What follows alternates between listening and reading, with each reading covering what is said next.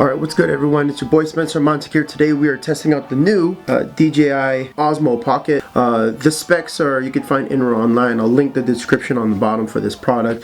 This belongs to my friend Surla, link up here in the description. He used this for the Vietnam trip, and this is my hands-on reason to give it a shot in the event that I wanted to use something like this in the future. To be honest with you, it's just chilling in his room. He's not using it. I'm going to use it. So now I'm going to show you a review of at least my experiences with the DJI Osmo Pocket. It is pretty sweet. I'm considering getting something like this. And I'm a very plug and play kind of guy. I don't like to read a lot of instructions. So if you're that kind of person, go ahead, watch along. And it's your boy Spencer Montic. Let's watch this review. I could just do it like that. All right, so we're live. We're live right now. Okay, it's face tracking stuff. Okay, everybody, what's good? What's going on? Good afternoon. Good morning. What is it? Why is it doing that? It's like looking for me. Wait. Hold on. Recenter it. How do I reset? Double tap. There it goes. There it is. Wait, hold on. All right, cool. Okay, so this afternoon, we are heading to Yokohama. We're connecting with Ryan and Ian. They want to take us to something special and lovely. I'm trying out the new DJI Pocket. Starla had this when we went to Vietnam. Links up here. And apparently, the camera, it's either the camera or Surla's too good at one of the things. So I'm deciding to give it a spin. We're going to take this thing out to Yokohama. And to a surprise eatery that apparently Ryan and Ian picked. And then they just texted me telling me they just ate there. They ate there yesterday? And then they want to go back? I'm confused. So let's go see what the fuss is all about. Sunsets, remember the colors, they were wrong. It was way more than a dream. We climbed up, over the hillside, so right. We stood there all wide-eyed, you and I, floating on air in my mind. 'Cause there's no going back, no going back. There's no going back to your old life. No living in the past. That I'm feeling it tonight, riding on the dizzying heights.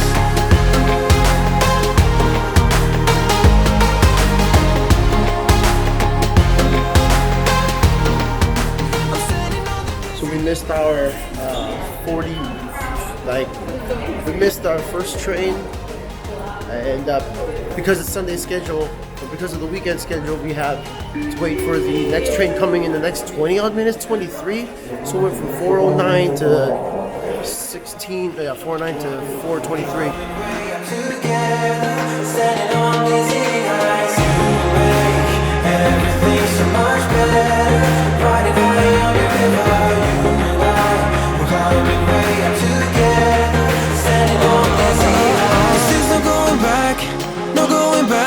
There's no going back to your old life. Not living in the past, we're over that. I'm feeling it tonight, riding on the dizzying heights. I have some American tasting, American sized barbecue, and that's questionable, right? We're kind of skeptical on how this barbecue is going to be. Yeah, because I honestly haven't had, Midwest barbecue. The only thing we had was Phil's Barbecue in the city. Phil's Barbecue, and that place was It was good. It was good, yeah. You can't say it's bad. You can say it's good. There's only so many standards. Yeah. But let's see today if today is gonna live up to. At least we get to compare with Phil's Barbecue today, and that's the challenge. Here we go.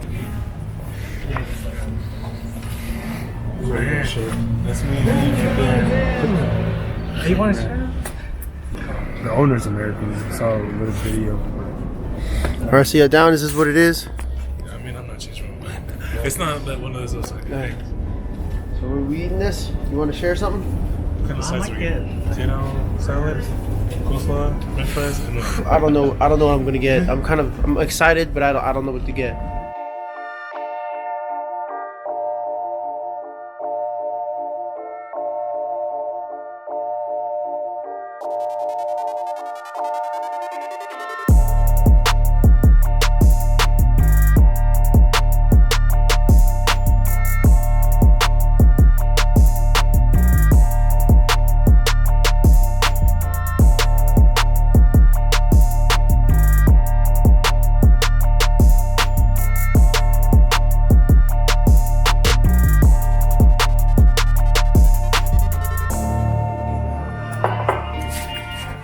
So this right here is the big boy plate.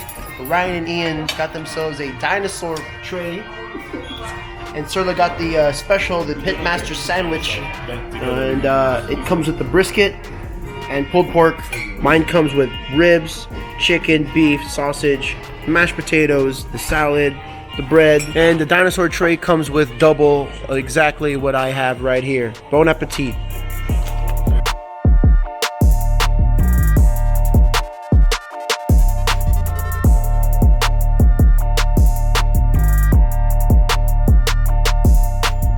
Very delicious meal, Surla. Yes, amazing. Delicious. I am full. Thank you. Delicious. It was amazing. Enjoyed myself. Had a very, very good time. Highly recommend. 10 out of 10. Midtown BBQ. Ooh. Can't eat no more. Okay, so we need a verdict, gentlemen. We need some comparisons to Phil's barbecue. What do you think?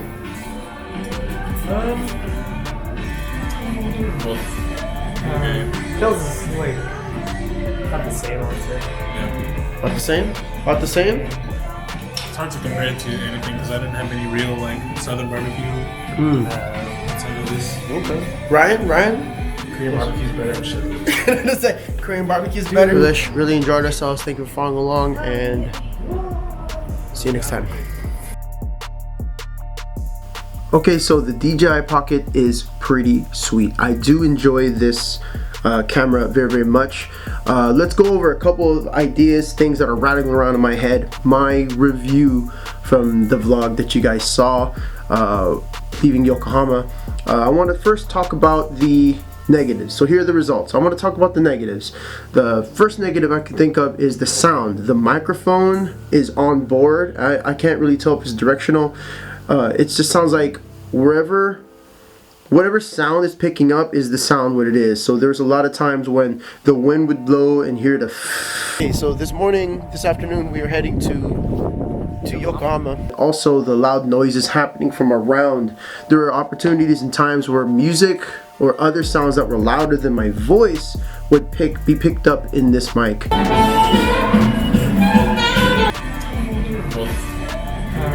Phil's is like not the same, I would say. Next, a lot of the indoor shots was getting a little grainy. The exposure and the lighting, I had to really like time out, and I can't see it on this tiny little screen. That's where the next part comes in, and I'll explain that in the next portion. The third part was the types of shots. So when you turn on this beautiful device, it's actually super stunning. I like it a lot, and there's different modes and ways you can use this camera.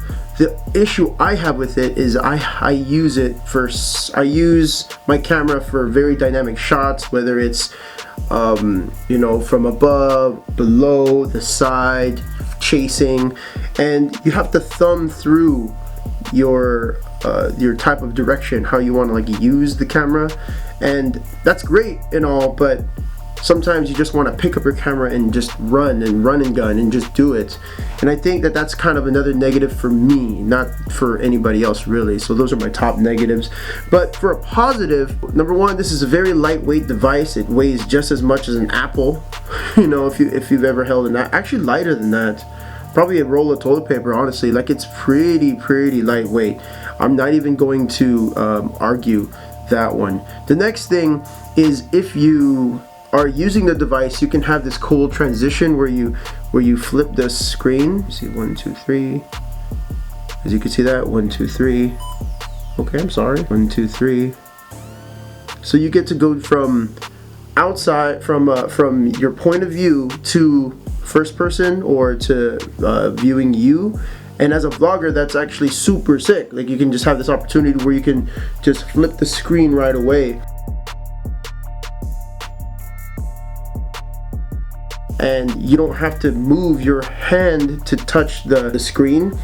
So if you have any cameras that have a flip screen, you have to reach over, flip the screen, and sometimes that could ruin your shot. You might touch other things. There's complications when you do that versus when you flip it with just the 3 taps of a button. That's super cool. And that is a transition within your editing, which is super cool. So at first we were under the assumption that you had to be still or you had to be not recording to flip, but you can do that while filming. Super dope. Next, we're going to have the phone app, the DJI Mimo I believe it's called. You can get on the App Store, DJI Mimo. It just turns right on. Like I said, I'm a plug and play kind of guy. Plug in my camera and then I plug it in and it just does it. It just goes right into what you need it to be doing. It turns this camera on, so you kind of pretend like the camera on your phone is now like that camera up there. So you kind of just like play that game, and you have an array of options that would normally be on the small screen, but instead on the small screen it's on the phone, and you're very used to your phone if you were filming on your phone. I've been using Filmic App Pro for a lot of my projects here on YouTube and for, you know, other places. This is just a complimentary app that you're familiar with because of the screen and the way they set it up. It feels very, very familiar, so it's nice. And you have the joystick to control. You can see, and you just have some added benefits if you just connect it to your cell phone. So another big benefit is that if you have a tripod of some sort and you get to stick your cell phone on there, this is where you get this cool wide angle effect. You would when you're holding your camera, it's facing you. It's really close to your face. Like I noticed that no matter how long I stretch out my arm, it is a very long stretch. But because of the selfie stick, you're able to extend and get that wide angle look that you're very familiar with as with my types of vlogs or other types of vloggers who use wide angle approaches or wide angle lenses. This is just like a supplement to having a wide angle lens, and you get to turn on the follow to lock onto your face, which is super cool. Sometimes, depending on your frame rate, if you're filming in 4K 60 frames, it will not track face, but other than that, it's 1080p or anything under the 30 frames. It has face tracking in the selfie mode, so very, very cool stuff. Oh, it's following right now, look at that. Those are the positives. Super sick, highly recommend. Now my struggles at the end, I have 4 things. Number 1, this is a new struggle. It's the 4K. 4K is great. I've wanted 4K for a long time. I use 4K on my cell phone from the iPhone. However, you get to shoot 4K at 60 frames.